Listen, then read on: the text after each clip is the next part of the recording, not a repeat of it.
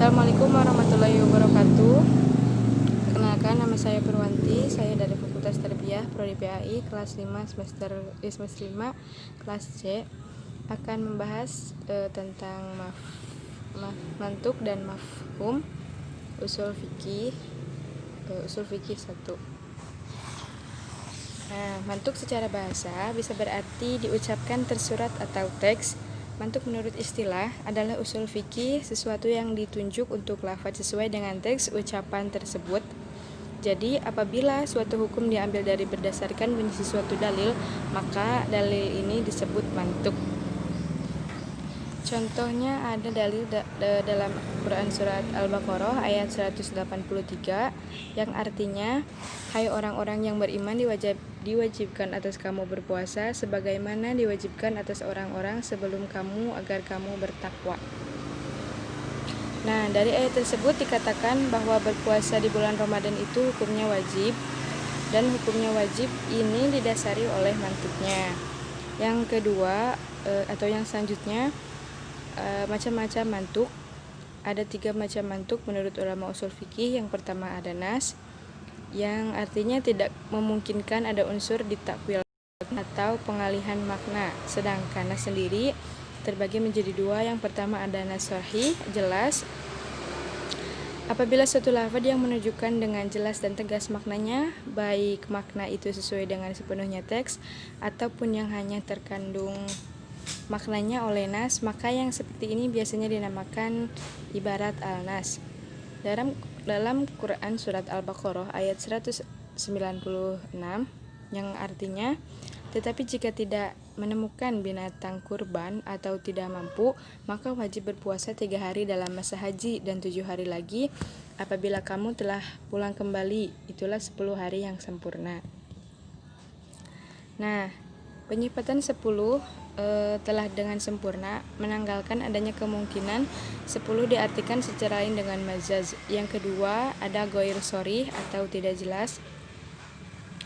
Mantuk yang artinya tidak dari atau makna yang diletakkan untuknya, akan tetapi arti tersebut ialah sesuatu yang tidak bisa dipisahkan darinya. Misal 10 arti angka di atas 9 dan di bawahnya 11. Akan tetapi bisa saja angka 10 tersebut adalah bilangan genap, yang itulah yang dinamakan mantuk ghairu sharih.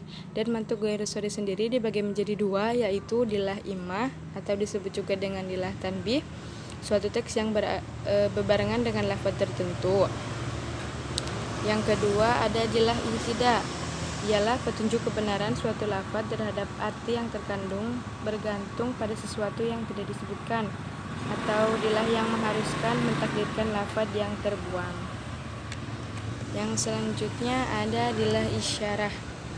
Dilah isyarah artinya yang ditakdirkan dari sesuatu lafaz, akan tetapi bukan itu yang dimaksud oleh lafaz, melainkan ia memiliki hubungan yang lazim dengan konteks uraiannya. Yang kedua yaitu zahir, ialah suatu lafaz yang menunjukkan suatu arti yang dapat segera dipahami ketika sudah diucapkan, akan tetapi memungkinkan disertai arti lain yang lemah.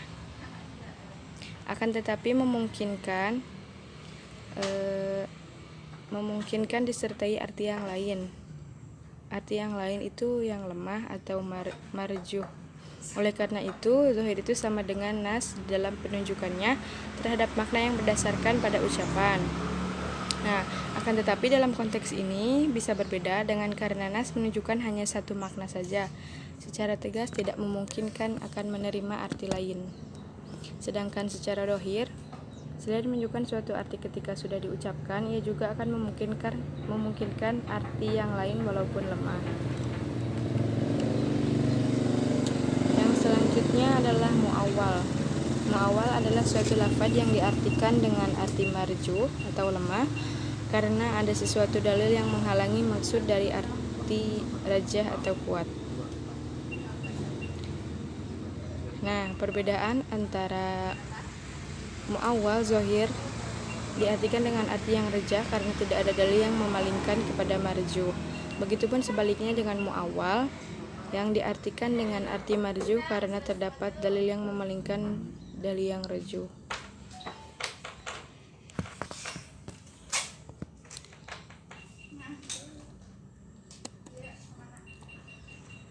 Mafhum. Yang selanjutnya pembahasan kedua yaitu mafhum. Mafhum secara bahasa berarti dapat difahami dan tersirat. Mafhum menurut istilah usul fikih adalah sesuatu yang ditunjuk oleh lafaz di luar teks ucapan itu. Maksudnya ialah sesuatu hukum yang diambil tidak dari bunyi sesuatu dalil, akan tetapi dari makna yang tersimpan di dalamnya. Seperti contoh dalam Quran surat Al-Baqarah ayat 23 yang artinya janganlah kamu berkata terhadap kedua ibu dan bapakmu.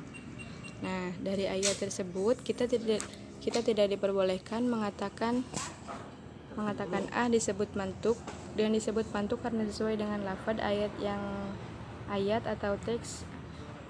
Adapun tidak diperbolehkan memukul ibu dan bapak ialah hasil pemahaman dari larangan mengatakan di ayat tersebut.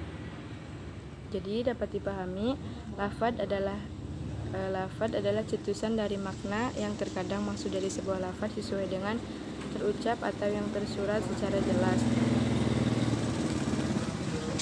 Yang kedua ada macam-macam mafhum. Yang pertama ada mafhum muwafaqah, yang kedua ada mafhum mukhalafah. Yang pertama ada mafhum muwafaqah. Muwafaqah itu terbagi menjadi dua, ada yang fa'wal kitab, yang kedua adalah hunul kitab. Mafhum muwafaqah sendiri itu apabila hukum-hukum yang tidak disebutkan dalam lafal itu cocok sesuai dengan yang disebutkan dalam lafaz tersebut, tidak berlawanan. Contohnya ada dalam Quran surat Al-Isra ayat 23.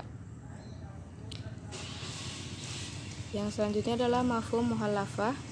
Pemahaman yang apabila hukumnya tidak disebutkan dalam lafal itu berlawanan dengan apa yang disebutkan dalam lafaz tersebut. Quran surat An-Nur ayat 4 yang artinya maka cambuklah mereka itu 80 kali bagi orang yang mendakwa berbuat zina, sedangkan pendakwa tidak bisa mendatangkan saksi. Mafhum mukhalafah hukumannya haram apabila memukul dari 80 kali pukulan karena sudah tidak sesuai berlawanan dengan apa yang tersirat di dalam ayat tersebut.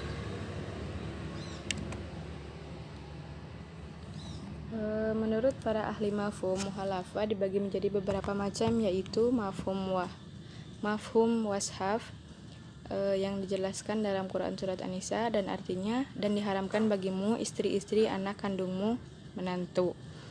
Muhafah dari ayat di atas adalah hal anak-anak yang bukan berasal dari sulbi sendiri seperti anak susuan.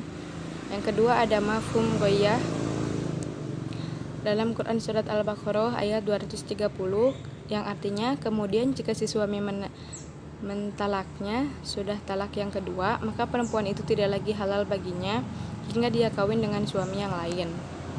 Nah, mafhum mukhalafah dari ayat di atas adalah istri yang sudah ditalak 3 maka sudah bukan suaminya lagi yang mentalaknya itu. Yang selanjutnya ada mafhum syarat. Mafhum syarat itu dalam Quran surat At-Tolak ayat 6 dan yang artinya dalam jika mereka istri-istrimu yang sudah ditalak sedang hamil maka nafkahilah mereka itu. Nah, mafhum mukhalafah dari ayat yang saya bacakan barusan jika istri itu tidak hamil. Nah, mafhum ahad dalam Quran surat An-Nur ayat 4 maka deralah mereka yang menuduh itu 80 kali derak. Nah, mafhum muhafafah dari ayat di atas adalah paling sedikit deraknya itu 80 kali. Yang terakhir adalah mafhum laqab. Seperti firman Allah, Muhammad adalah utusan Allah. Mafhum muhalafafnya yaitu selain Muhammad, dan seperti sabda Rasulullah, gandum adalah termasuk jenis yang harus dikeluarkan zakatnya. Mafhum muhalafnya ialah selain gandum.